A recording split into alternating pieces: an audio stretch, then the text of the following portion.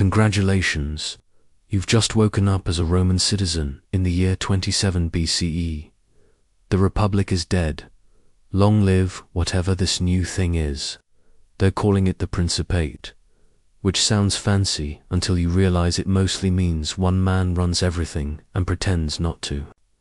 His name is Gaius, Octavius, or Augustus, or Caesar, depending on who's asking and how likely they are to be executed. But don't worry about politics. You're Rome now. You wear togas, speak Latin, and think everyone else smells funny. You bathe in communal marble tubs, drink wine for breakfast, and believe your civilization will last forever. Because look around, this is the height of the ancient world. Aqueducts arc over your head like divine plumbing. Roads stretch from Gaul to Judea like arteries in a bloated, overconfident body.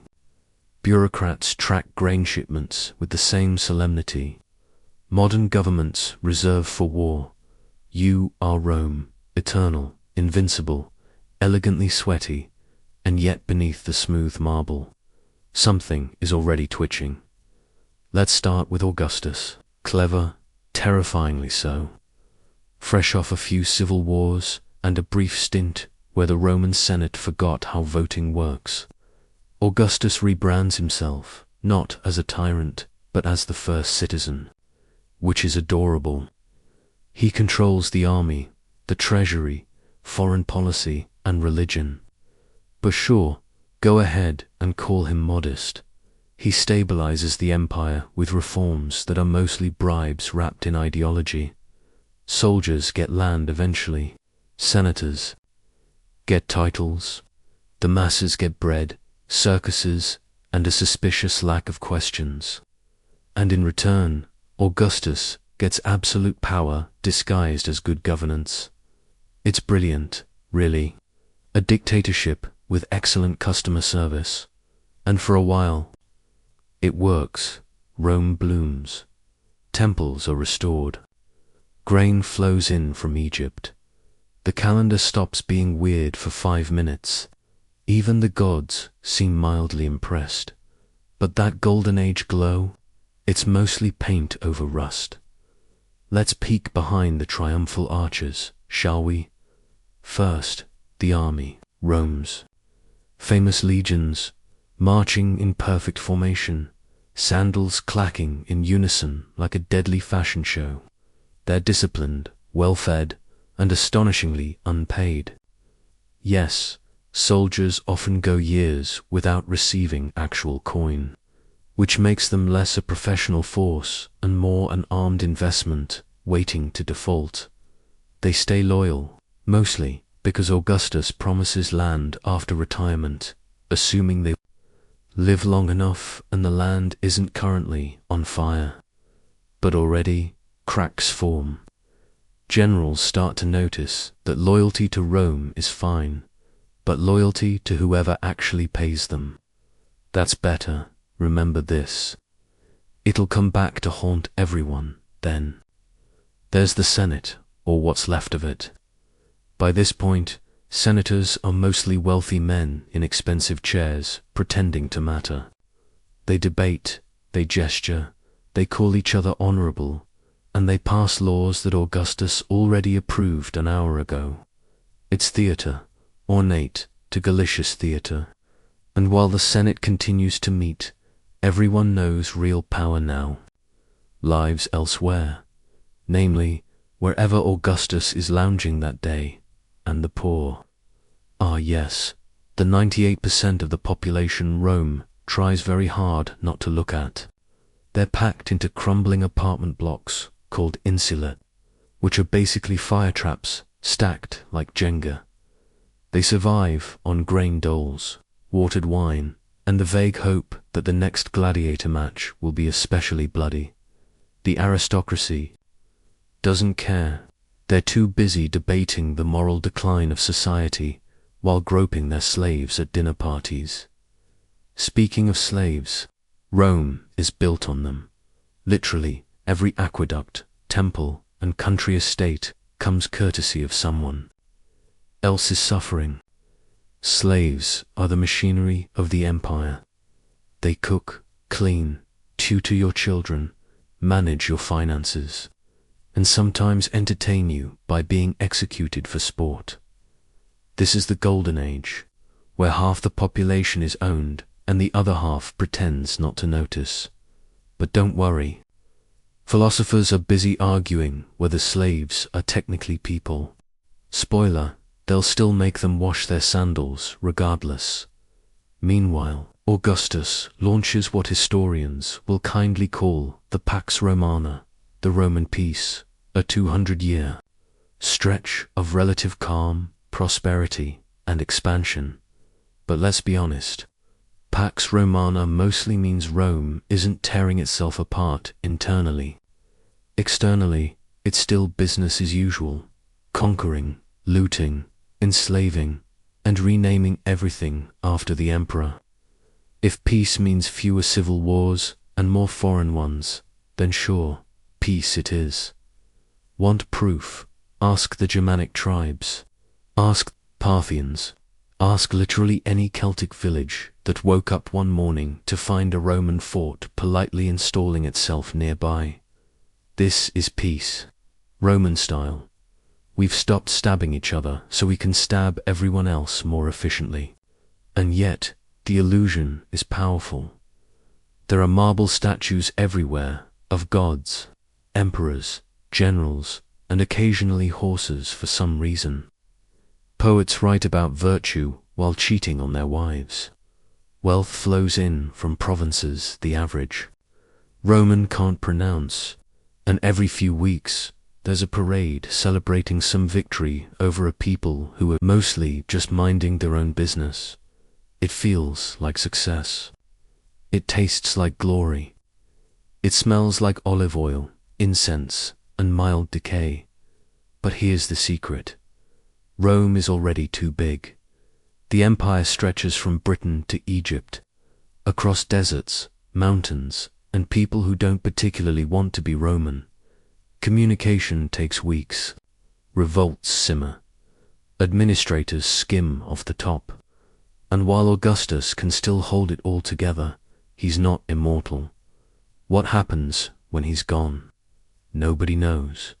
But everyone is quietly hoping it doesn't involve another decade of civil war, famine, and public beheadings.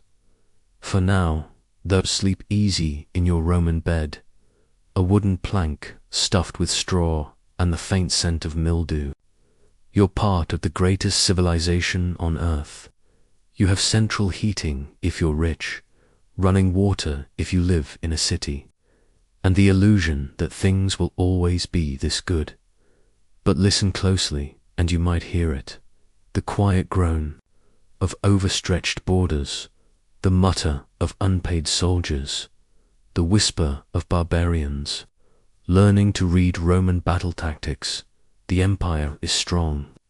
But strength is not the same as stability, and Rome, for all its grandeur, has started to wobble, slowly, quietly, elegantly, like a statue losing balance, and we haven't even gotten to Caligula yet. Welcome back to Rome, the city of 7 hills, 10,000 opinions, and roughly 3 working toilets. You're still part of the greatest empire on earth. Congratulations, you're also in debt, living in a crumbling apartment with questionable plumbing, and watching rich landowners buy more land using money they probably didn't earn. Economically speaking, the Roman Empire is thriving, but only in the way a tree thrives while termites gnaw it, from the inside. Let's start with the backbone of Roman society, the landowning elite, the senatorial class, men in expensive robes with soft hands and hard opinions about grain prices. These are Rome's winners, not because they work hard, but because their ancestors were better at stabbing people and filing inheritance paperwork. Their estates stretch across provinces, North Africa, Sicily, Gaul, wherever the soil is dark and the peasants can't leave. They don't farm themselves, of course. That would be vulgar. Instead, they hire overseers to squeeze every drop of labor out of tenant farmers while they sit in atriums and recite Virgil with the intensity of someone avoiding tax audits. If you're a peasant, and statistically you are, your job is to stay on that land forever. You owe rent, crops, military service, and at least 3 forms of vague, crushing loyalty. Your father worked this land, his father too, and someday, if you don't die of infected blisters or tax collectors, your son will inherit your hoe, your debt, and your bad back. This is the Roman economy. Some conquer, some inherit, most just owe. To keep this elegant pyramid from collapsing, Rome has a brilliant strategy: free carbs for everyone. Enter the grain dole or unknown. It's simple. If you're a citizen of Rome, you get free wheat, enough to keep your stomach full, your thoughts dull, and your torches unlit. The state imports millions of tons of grain from Egypt and North Africa, distributes it to the urban poor, and pats itself on the back. It's not charity, it's insurance. Because when you pack 1 million people into tenement blocks made of splinters and ambition, and give them no jobs, no money, and no future, what you don't want is for them to get hungry. Hungry people riot. Full people nap. Rome chooses napping. Sometimes they throw in olive oil or pork. Occasionally, wine. Once in a while, a bonus amphora of garam, the famous fermented fish sauce that smells like someone insulted a tuna into liquefying itself. Nothing says social stability like rotting fish brine and weak red wine at 10 a.m., of course. Rome's cities are growing outward, upward, and frequently sideways. New citizens pour in from the provinces. Freedmen try their luck in trade. Ex-legionaries retire and move into urban slums because the countryside reminds them of spear wounds. The population explodes, but infrastructure, not so much. Streets are narrow, crooked, and sometimes more open sewer than road. Tenements stack 5 or 6 stories high, built from whatever materials the landlord could find between bribing an official and lunch. Fire is a constant threat. Collapse is common. You go to sleep in your apartment and wake up in the one below it. Public toilets exist, but they're often more theoretical than functional. The same goes for street cleaning, drainage, and quiet. Urban decay doesn't arrive in a rush. It seeps in like damp rising up a wall, and no one's really in charge of stopping it.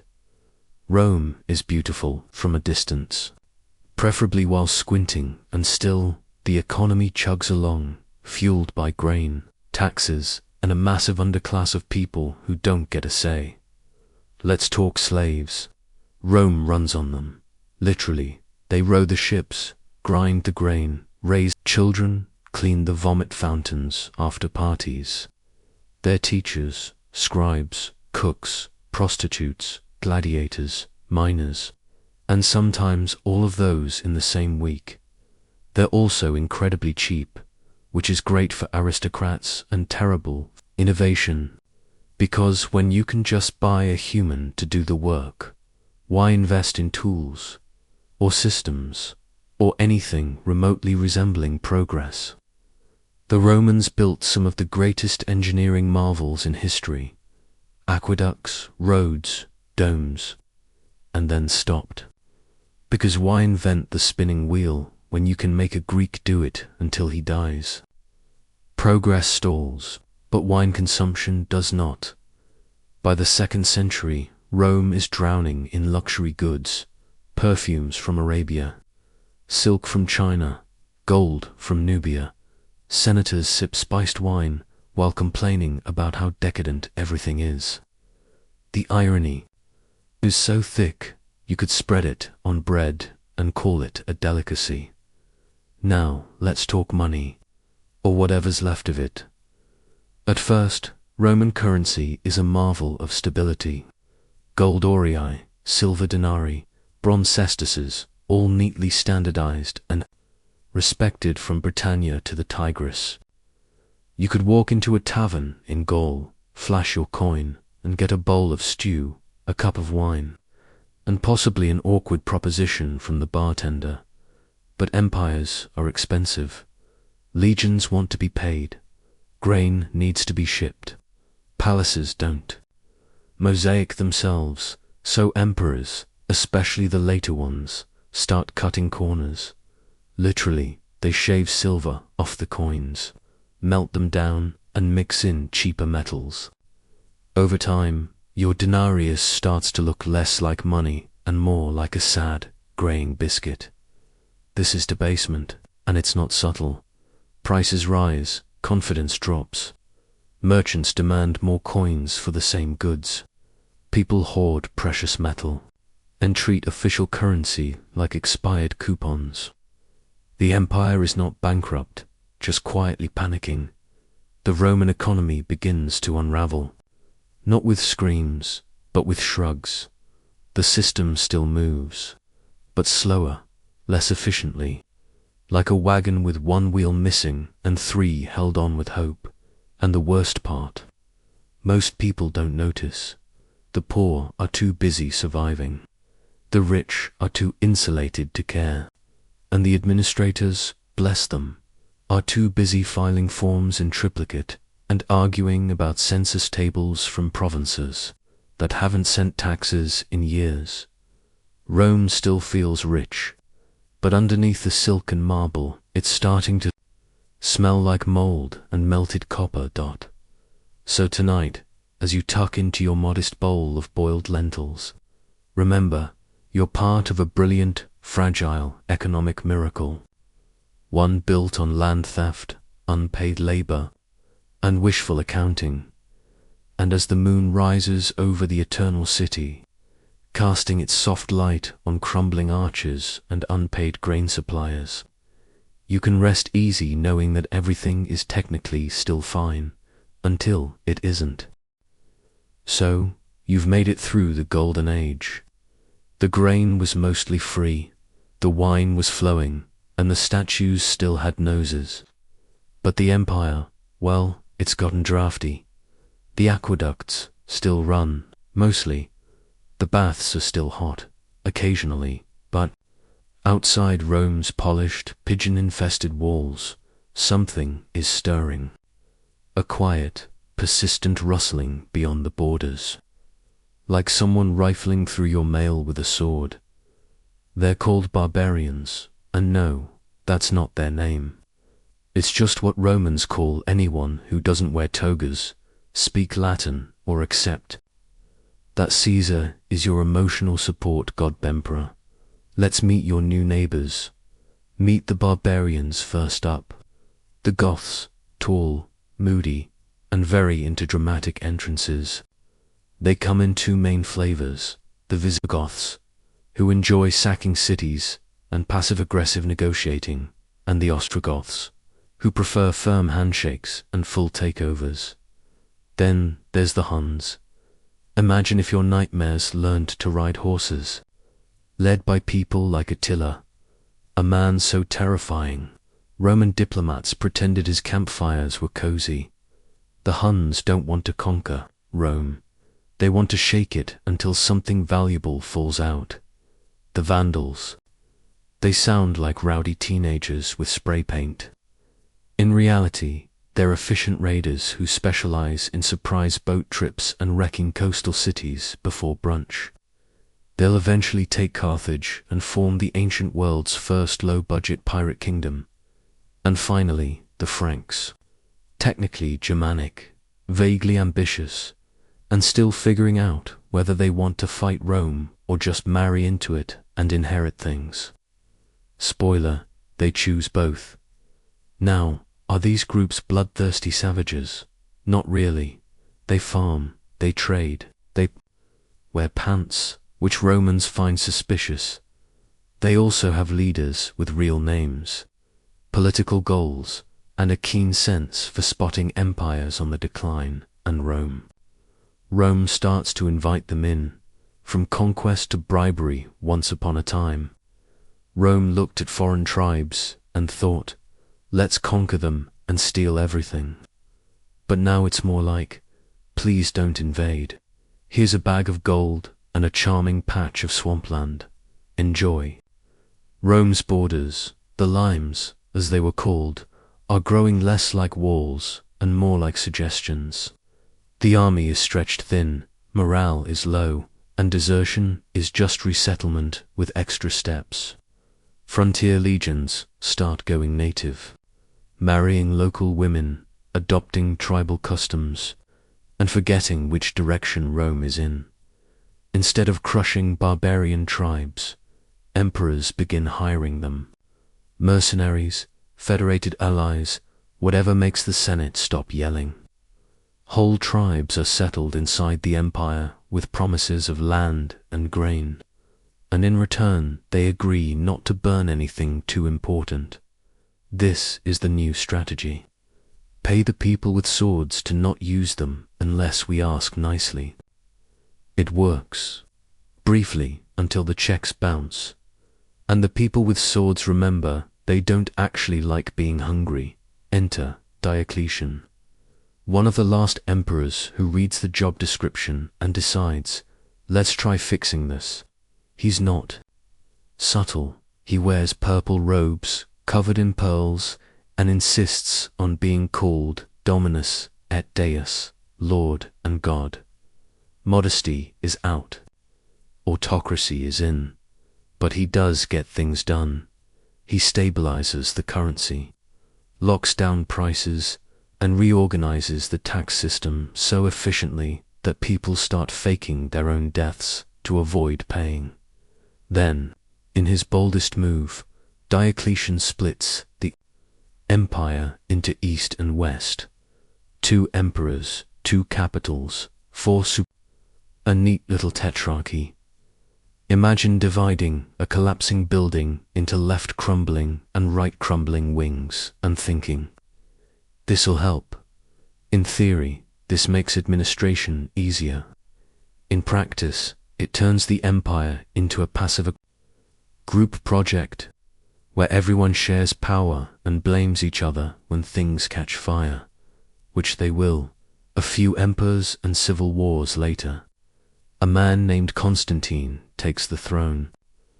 After winning a battle under a sky filled with a flaming cross, either divine intervention or the world's most aggressive weather forecast, he decides Christianity might be useful, so he legalizes it. Suddenly, Rome, the empire of Jupiter, and Mars, of augurs and sacrificial chickens, begins rewriting itself around bishops' gospels and sacred relics that may or may not be someone's toe bone. Temples are repurposed, old gods fade, and Christian leaders, once hunted, now hold court in marble halls, debating doctrine and occasionally excommunicating each other.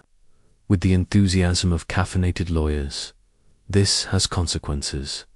The church grows fast.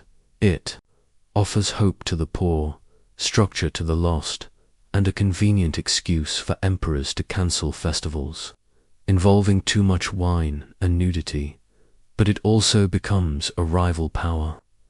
By the late 300s, bishops hold more political sway than many generals, and unlike soldiers, bishops don't retire. They just quietly outlive their enemies. Meanwhile, the frontiers are wiggling. Whole provinces are now semi-barbarian client states, run by warlords with Roman titles and zero Roman manners. Local governors are bribing tribes for protection. Generals are cutting deals with raiders to defend against other raiders. It's less military strategy and more ancient insurance fraud. Maps of the empire grow fuzzier. Is that border city Roman or Gothic? It depends who you ask and how sharp their spear is. Emperors still parade through marble forums, pretending all is well. But everyone else knows the truth. Rome isn't expanding anymore.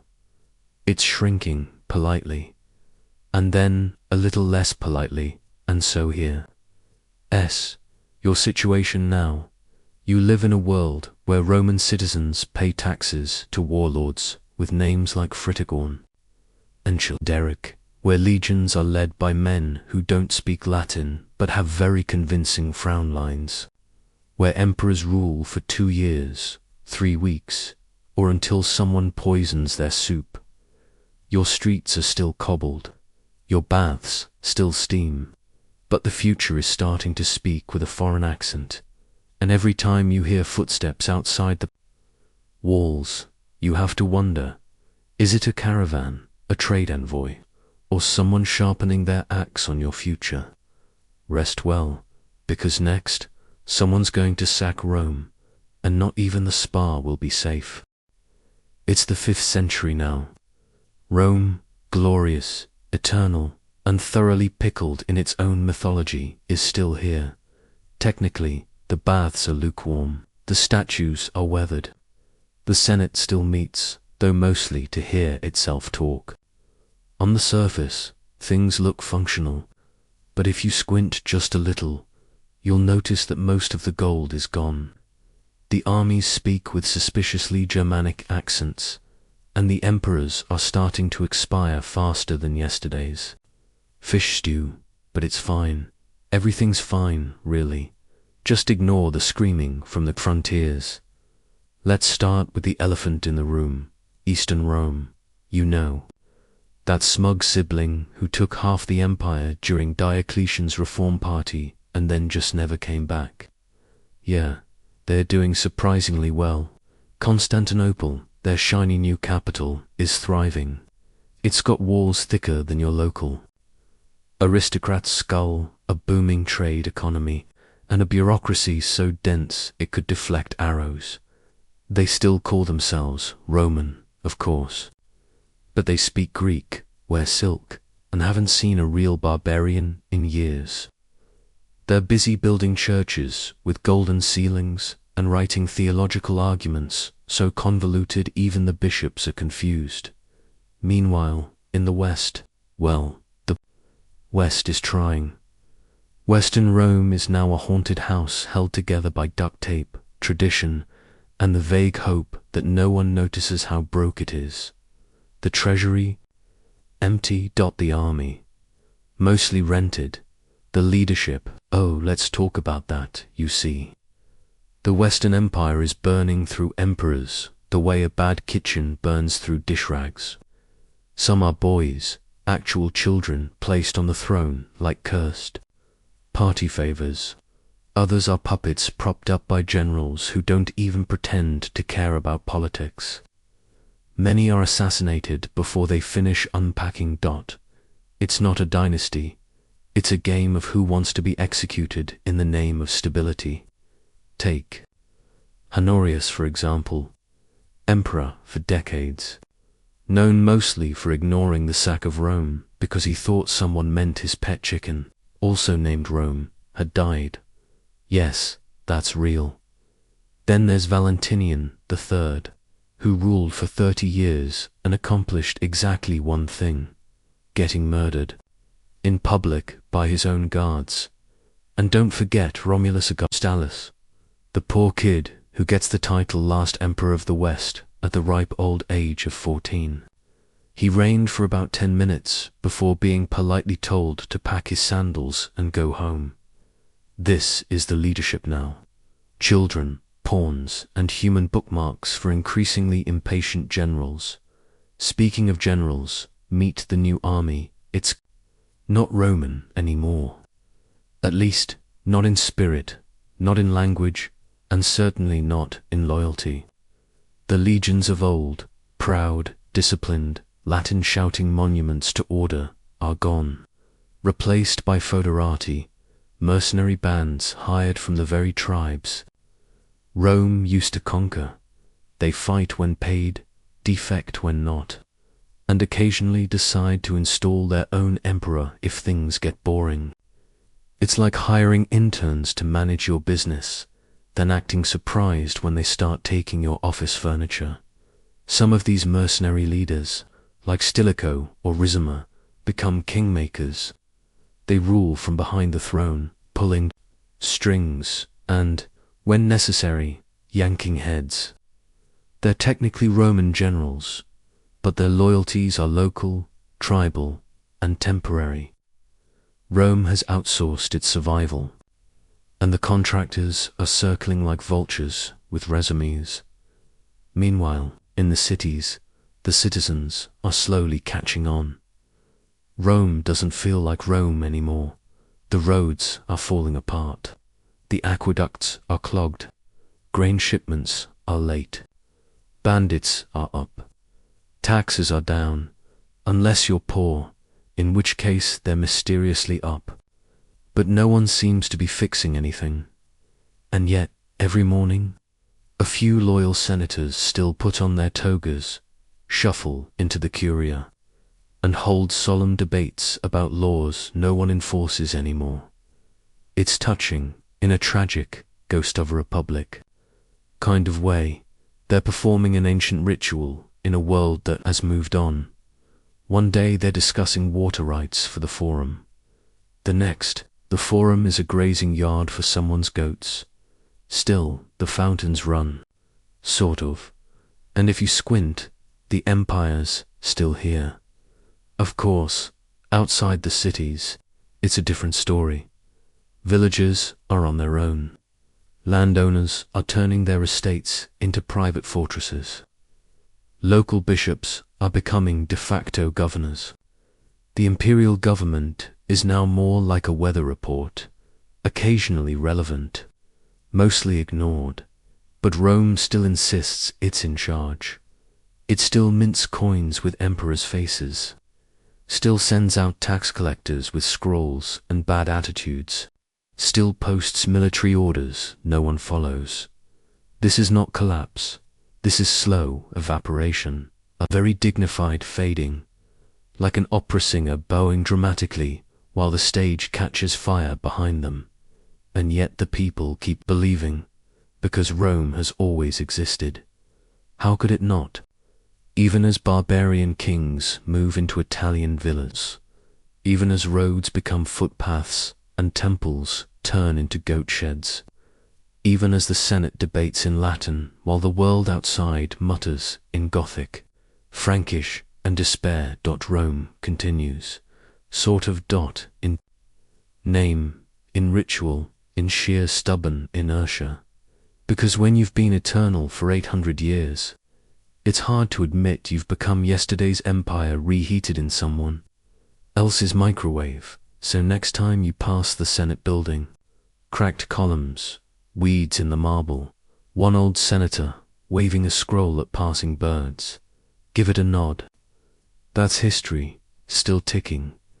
Somewhere, a general is plotting, a bishop is sermonizing, and an emperor, barely old enough to shave, is nervously adjusting his laurel wreath, hoping today isn't the day he gets replaced by a barbarian with a better mustache.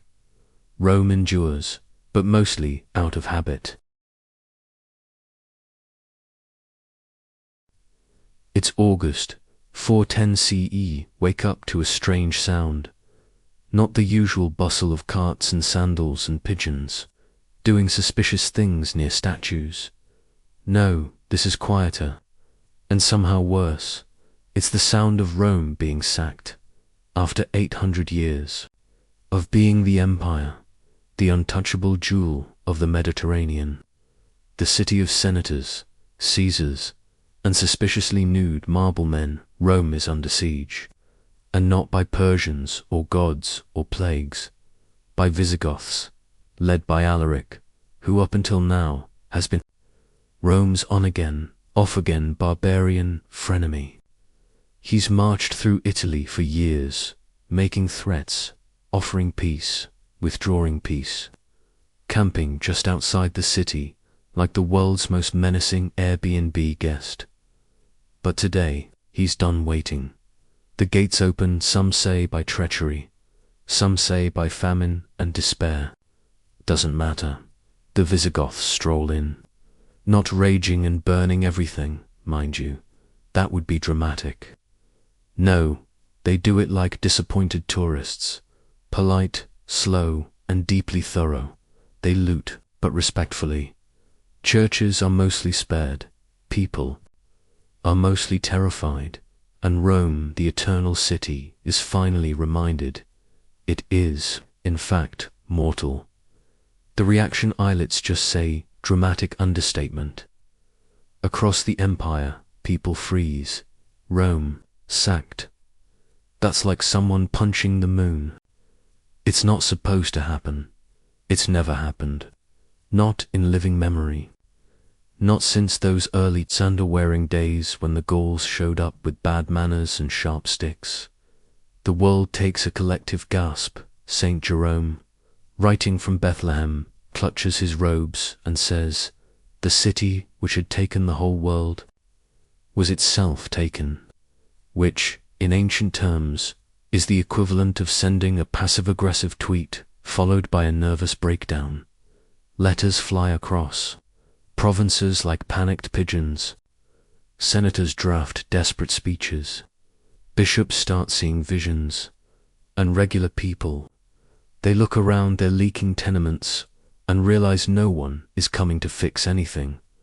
The great Roman illusion, marble, order, destiny, is gone, and behind it, smoke, rubble, and a sudden shortage of working aqueducts in the chaos. Society does what it does best, rearrange. The deck chairs on a burning galley. The elite, those toga-draped aristocrats who once strutted down marble colonnades, quoting Cicero, quietly flee to the countryside. Their villas, once weekend estates for philosophical loafing and mild poetry, become fortresses. Places to wait out the collapse while sipping thin wine and pretending it's vintage. The peasants, they stay because they don't have anywhere else to go. They're left in the cities, now stripped of meaning and increasingly stripped of roof tiles. The grain dole has dried up. Taxes are collected in curses and broken promises, and your neighbors might be Visigoths now, or mercenaries, or both. And then there are the priests who see opportunity. This clearly must be the end. The final trumpet, the punishment for Rome's sins, which include idolatry, decadence, and probably that one orgy in 367 CE that got really out of hand. Apocalyptic sermons echo through half-empty basilicas. The world is ending, and if it isn't, well, it certainly feels like it. The city itself, it survives technically, but it's no longer the Rome of Caesar or Augustus. It's not even the Rome of bad emperors with worse facial hair. Now it's a haunted museum with too many ghosts and not enough guards. The forums are cracked, the statues defaced, the fountains trickle, if at all, and the pigeons have taken over like tiny, winged landlords. You walk the streets and see grandeur in decay. A triumphal arch with weeds growing through the top, a marble column surrounded by children kicking bones, a Senate building where 4 men in togas argue over nothing while the roof leaks onto their scrolls. This is what remains of the world's greatest empire, a city of memories, mumbling to itself. But, and here's the strangest part, the empire doesn't end. Not yet. It keeps going, limping, dragging itself forward like a wounded senator, insisting he's still fit to run the marathon. Rome still issues decrees, still collects taxes, still promotes people to jobs that don't exist anymore. There are even new emperors, though. They tend to be named something like Flavius, Papawatus, and die before they can memorize their own titles. The Western court, such as it is, relocates to Ravenna, a swampy fortress with excellent fog and the emotional warmth of a wet sponge. It's the imperial equivalent of moving back in with your parents while insisting you're between triumphs. And what about Alaric? He loots what he can, nods politely, and moves on. He doesn't want to rule Rome. He just wanted respect, a pension for his troops, and maybe a coastal villa. He dies shortly afterward, possibly from exhaustion, irony, or sheer post-looting letdown. Legend says he's buried with all the Roman treasure under a diverted river. If true, that makes his grave both a historical mystery and a strong argument for better water management. So here you are, a citizen of the West. Your empire is being eaten from within and nibbled from without. Your leaders are shadows. Your currency is a rumor. Your enemies are now your neighbors. And yet life goes on, because it has to. The baker still bakes. The children still play. The pigeons still desecrate the statues of long dead gods. Rome may be broken, but it still exists, and in the minds of its citizens and the letters of its bishops, it always will, even as the world around it forgets what Rome ever meant. Let's set the scene. It's 476 CE.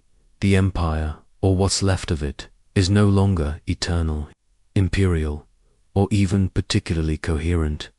The legions are gone, unless you count the handful of unpaid, multilingual mercenaries guarding provincial roads and occasionally switching sides mid-battle. The Senate still technically exists, but mostly just to issue decrees that no one enforces and to write letters, asking people to please stop invading. The grain ships no longer sail. The taxes arrive late or not at all. The aqueducts leak. The forums are overgrown, and statues are missing their heads, arms, or dignity. And into this mess walks you, a teenage boy handed the imperial throne, not because you're brilliant or powerful or inspiring, but because you were available. Your father, Orestes, is a general. Not a great one, but he has a sword, some soldiers, and enough ambition to try a classic Roman maneuver. Installing his son as a puppet emperor, it's like the final season of a long-running series. No budget, no plot, just a desperate attempt to keep the credits rolling. You don't rule from Rome. No one does anymore. That's too risky, too exposed, too full of nostalgia and rats. You're stationed in Ravenna, the empire's soggy, fortified outpost in northern Italy, surrounded by marshes, guarded by silence, and inhabited by people who pretend they're still part of something important. Your reign lasts about a year, maybe a little more, maybe a little less. Historical records get vague when everyone stops writing things down. You sign a few documents, you wear the purple, you probably attend some ceremonial banquets that feel like funerals with wine, but you're not fooling anyone. Even the people calling you emperor are mostly humoring the title, like calling a candle a lighthouse. And then comes Odoacer, a Germanic general, technically a barbarian, though by now that term has lost all meaning. Odoacer commands troops, controls territory, and more importantly, has momentum. He's tired of the puppet show, so he walks into Ravenna, brushes aside your father's last stand, and gently removes the imperial tiara from your teenage head. No battle, no fire, no screaming in the streets, just a transfer of power. Some light paperwork, and the quiet sound of a very old dream sitting down and sighing. The Western Roman Empire doesn't fall, it retires. One historian will later write, Rome fell in 476, but in the moment, it doesn't feel like collapse. It feels like someone finally stopped pretending. Odoacer sends the imperial regalia crown, cloak, maybe a faded purple sash, back to Constantinople with a note that essentially reads, "We're done here. Thanks for the memories." The Eastern Emperor accepts the gesture with a raised eyebrow and a bureaucratic nod. Rome, after all, still exists in the East, and now in the West. It exists as a memory, carefully packed away in a diplomatic box. What happens to you, Romulus? Strangely, you survive. You're spared. Odoacer gives you a pension and a villa on the Bay of Naples. No exile, no dungeon, no poison cup, just early retirement and the dubious honor of being the full stop at the end of an 800-year sentence. You disappear from history, not in tragedy, but in gentle obscurity, which, considering your position, is kind of a miracle. Meanwhile, back in the ruins, the Senate stops. Meeting. The marble falls. The roads crumble into goat paths. The last few loyal Roman bureaucrats are either absorbed into Odoacer's administration or wander off into minor church positions. Now, it's bishops who hold power. Landowners. Warlords. The empire is no longer a machine. It's a patchwork of local rulers who care more about grain prices than glory and the people. They adapt because they always do. For most peasants and townsfolk, the empire was already gone years ago. All that's changed is the name on the tax demand, and the fact that now sometimes the tax collector carries an axe. Daily life continues, ploughing fields, baking bread, avoiding plague, and hoping your village doesn't get raided before harvest. Rome's ideals are dead, but Rome's people, they're still here. Tired, poor, itchy, often drunk, but still here. And what of Rome the city? It decays with style. Its ruins are admired by cattle. Its colonnades make excellent scaffolding for pigeons, and its name, Roma, becomes a whisper, then a legend, then a symbol. The eternal city becomes eternally remembered, not for what it is now, but for what it once pretended to be. The Western Roman Empire didn't end with a bang. It ended with a shrug, a weary nod from one general to another, a signature on parchment, a teenager handing over the world without even a dramatic speech. No last stand, no glory, just sandals disappearing into the dusk. So raise a goblet of cheap wine. Of course, to Romulus. Augustulus, the last Roman emperor of the West, the teenage placeholder who watched an empire fade quietly into footnotes. History didn't remember you well, but in a way, that's fitting, because when the lights go out slowly, no one remembers who flipped the final switch. So here we are. The empire is gone, not with a final scream, but with a long, low sigh that trailed off somewhere between a forgotten tax scroll and a bishop's sermon about the end of days. But Rome, the real Rome, was never just brick, bureaucracy, and bronze statues with suspiciously heroic abs. Rome was an idea, a habit, a ghost in the stone, and ghosts are stubborn things. The legions are gone. The emperors are names, carved on dusty lists. The roads crack. The forums crumble. And goats now wander where senators once argued about grain, tariffs, and divine destiny. But Rome didn't vanish. It just shifted. The ruins stayed. The memory echoed, and something else rose to fill the silence. The church, out of the ashes of marble temples and broken aqueducts, Christianity grew strong, not in secret catacombs anymore, but out in the open, under the arches of what once were imperial halls. Bishops replaced governors, psalms replaced senatorial decrees, and Latin, stubborn, formal, Unnecessarily complicated Latin lived on, no longer shouted in legions or carved into milestones. Now it echoed in cathedrals, whispered in liturgy, etched into manuscripts. By candlelight, Rome's tongue survived, in blessings, in curses, in footnotes, chants, and the quiet scolding of medieval monks correcting your grammar. And what about power? Well, it's a bit like when a giant dies, and suddenly everyone wants to wear the bones. Charlemagne, crowned in 800, called himself Emperor of the Romans, despite being a Frank who couldn't read and ruled from a palace in Aachen that smelled nothing like olive oil. The busy over in Constantinople kept the name Roman for another 1,000 years, even as they switched languages and fashion choices and gradually forgot what to do with a proper senate. Every new kingdom that rose from the ashes, Visigoths, Ostrogoths, Lombards, Holy Roman whatevers, tried, in their own muddy, mail-clad way, to claim Rome's ghost. They dug through its ruins, copied its laws, wore its symbols, and whispered its name like a magic spell.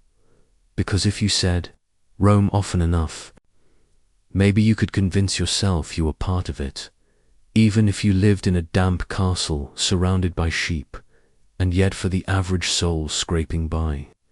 In the medieval centuries that followed Rome wasn't a memory, it was just the world that came. Before, a golden age glimpsed in broken statues, a myth spoken by grandfathers, a cautionary tale muttered by priests when the harvest failed again. Some said Rome fell because of sin. Others said it fell because it grew too big, too soft, too proud. But most didn't say anything at all. They just kept living in towns still shaped by Roman walls, on roads still lined with Roman stones, next to fountains that still trickled with imperial engineering, if only on good days. And you, dear listener, you're still living in the long echo of that collapse. If you speak Spanish, French, Italian, or Romanian, that's Latin, wearing a new coat and a slightly looser belt.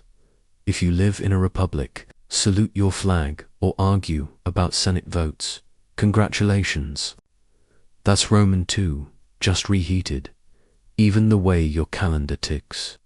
The months you curse when bills are due, January through December, all stamped with Rome's seal, still hanging on centuries later, like unpaid guests.